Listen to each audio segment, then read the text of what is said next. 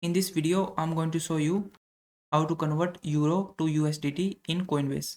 So first thing you need to do is open up your Coinbase and then you have to click on this search bar at the top of your screen.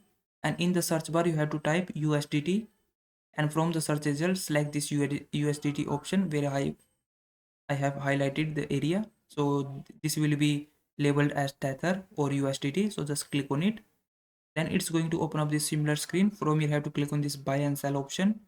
Now on this screen, just have to enter the amount how much you want to convert, and then you just have to click on this pay with section, and in the pay with section you have to select euro wallet. If you don't have this euro wallet, you can simply create in your Coinbase app.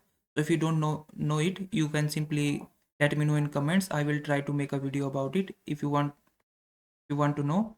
So just select the euro wallet from here, and then you just have to click on this review order, and then you just review the details such as how much amount you are converting and how much fee will it will cost, and then click on place order button.